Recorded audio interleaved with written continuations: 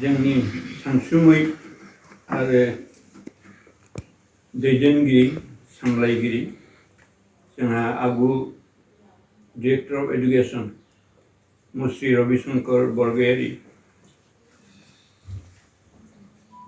अल बड' senior citizens फरामनि गाहाय नेहाथारि मुस्रि अमर सिंह ब्रह्म, लिरगिरि मुस्रि दावराव देख्रेब नार्जारी, आगु एमपि मुस्रि एस.के. बसुमतारी, बनसुनि आफादगिरि मुस्रि पन्जित मन्जिल बसुमतारीजों लोगोसे बेयाव नुजाफैनो हानाय मुस्रिमा मालती रानी नार्जारी, मुस्रिमा उत्तरा बरगयारीजों लोगोसे गासै सानसुमै आरो बर' हारि सिबियारि जोंनि फरायसाफोर रायजो राजाफोर बेयाव मुस्रि दावराव देख्रेब नार्जारीनि जथायनायाव some important quotations regarding the historical background of the Bodos नाय बेसेन गोसा गांसे बिजाबखौ बेखेवनो आंखौ हांख्रायनाय लेखा बेयाव नुजाफैनो मोननानै आरो फंनैसो बिबुंथि लाखिनो मोननानै आं गोजोननाय मोनदों। Some important quotations regarding the historical background of the Bodos compiled and published by the दावराव देख्रेब नार्जारी बिथाङा जथायदों आरो गावनो फोसावगिरि महरै गसंनानै बेखौ जोंनि रायजो राजानि आखायाव गथायना होबाय।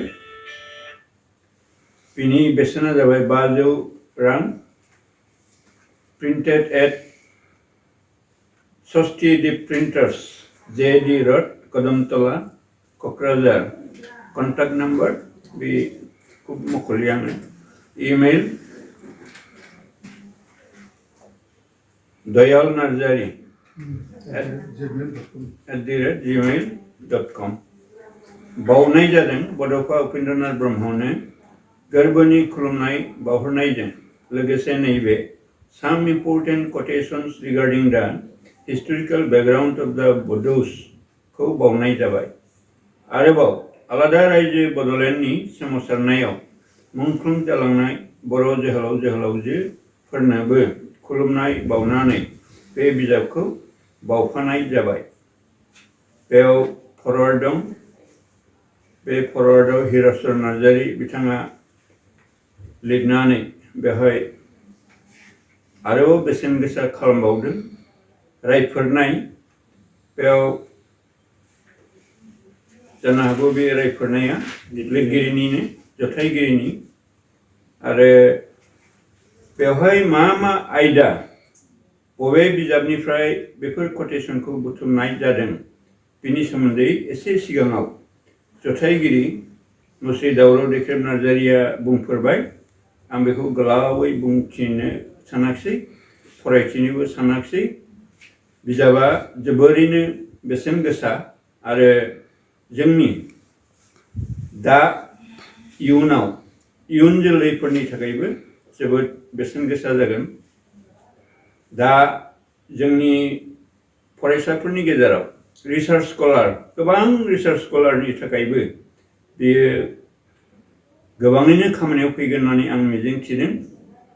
आरो बे रिसार्च स्कलारफोरनि अनगायैबो जोंनि बर' जारिमिन मिथिनो लुबैग्रा थुनलाइ सिबियारि फरायगिरि बयनिबो थाखाय गोनांथार बिजाब होननानै आं बुंनो सानबाय आरो बेखौ बयबो फरायगोन बेखौ मिजिंथिबाय।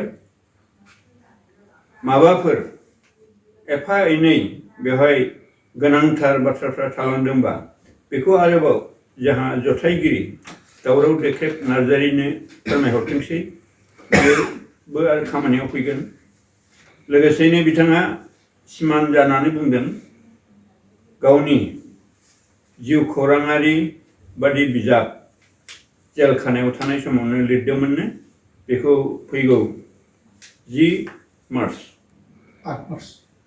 मार्चनि गेजेराव 9 मार्चनि गेजेराव बेखौ फोसावनायनि बिथाङा थिरांथा लादों गोसोजों गोसो। थेवब्लाबो बे नैबे जारिमिनारि बिजाबजों लोगोसे बिथांनि जा बुंनो थाङोब्ला जिउनि डायरि बायदि बा जोंनि गेजेराव मा मा जानानै बोरै नैबे बड'लेण्ड मुभमेन्ट समनिफ्राय जागायजेननानै दासिम माबायदि जाथायफ्रा सोलिगासिनो दं बेखौबो बिथाङा लिरखांबाय होननानै बुंदों। दा प्रेसआव होगोन, प्रेसआव होनाय साफायनाय सेबखांनायनि हयथ' एसे सम उन सिगां जानो हागौ। थेवब्लाबो बिथाङा दि बे खामानिखौ मावदों बेबो जोंनि थाखाय जोबोद साबायखरमोनथाव आरो बियो बेसेन गोसा बिजाब। इयुन जोलैनोबो बेफोर नंगुबै जा रेकर्ड, नंगुबै जा रेबगान्थि बेफोरखौबो होनाय जागोन। बिनि सायावबो आरोबाव गोबां रिसार्च स्कलारा सिङाव हाबनानै थब्ल'नानै नायनानै नायबिजिरथों जे दा सोलिफुबाय थानाय गोदोनिफ्राय सोलिबोनाय बैफोर जाथाया बोरै जानाय, मा जानांगौमोन, मा जाखो, बेफोरबायदि बाथ्राखौबो मिथिनो मोनगोन होननानै आं मिजिंथिदों। आं गोलाव बिबुंथि लाखिनो सानाखै। हयथ' जोंनि बेयाव नुजानो हानाय सानसुमै बिथांमोनहाबो सुंद'यैब्लाबो गावनि बुंफोरथिखौ बुंगोन होननानै आं मिजिंथिबाय। बयनोबो गोदान बोसोरनि साबायखर बावनानै हामलायथि बावनानै आंनि बे बिजाब बेखेवनायाव सुंद' बिबुंथि लाखिनायखौ बेयावनो फोजोबबाय। मा होनगोन बेखौ जथुमनायाव माने खम मानसिनि जथुमनाय बे अथ'स' दल गोनां बे मेहेर गोनां बिथिङाव जाफैनाय गेदेर बिजाब बेखेवगिरि डक्टर बाजारि, लिरगिरि बिजाब लिरगिरि दावराव डक्टर नार्जारि, अगुनि MP SK बसुमतारी, जों लोगोसे गोबां बिबानगिरि बिथांमोन। बुंनांगौ जेबो खोथा गैया। दहाय दावराव आंखौ बुंहरदों बे बिजाब बेखेवनो बेबायदि फैनो हागोन नामा, बे फैगोन आं। दा नुजानानै आं मोनफैबाय। बेयो खुब सिस्टेमेटिक माबा नङाब्लाबो जिखिनि आवगायनि गिदिर गिदिर पन्डित लिरगिरि आरो बेनिफ्राय हिस्ट'रियान मानसिफोरनि बुंलांनाय खोथा डकुमेन्ट्सनिफ्राय कट खालामनाय कटेसन इम्पर्टेन्ट डकुमेन्ट जागोन जोंनि थाखाय। आरो दिनै बे हिस्ट्रि डेआव बेखौ बेखेवदों। आं खुब मोजां मोनदों आरो बेजों जोंनि जाखांबोनाय इयुन जोलैफ्रा निस्सय माबा मोनसे बेनिफिटआ जागोन, माबा मोनसे मिथिगोन आरो गावखौ सिनायनो थाखाय नाजागोन। खारन जोंहा मोनसे प्रब्लेम दासिमबो दङ, आइडेन्टिटि क्राइसिस। दा बे आइडेन्टिटिखौ जोङो बबेजों फोलोमनो हायो बे नाजादों। आरो दावरावआ बिसेसकरि आं मोनबाय थायो बेखौ बर' हारिनि खोथा, बर'आ बबेनिफ्राय उत्पत्ति जाबोआ, बहा रेजेरबोदों,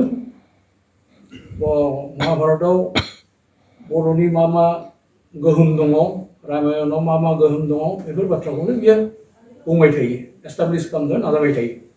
आरो बेफोर गासिबो डकुमेन्टारि दङ जोंनाव रेकर्ड। थ' दिनै बे फिसा जथुमनायाव आरो बेनि गेजेरजों जिथु बिजाब बेखेवदों निस्सय बियो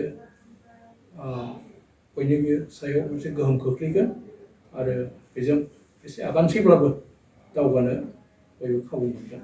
बेखिनिखौ हामलायनानै आंनि बुंनायखौ एसेयावनो फोजोबबाय।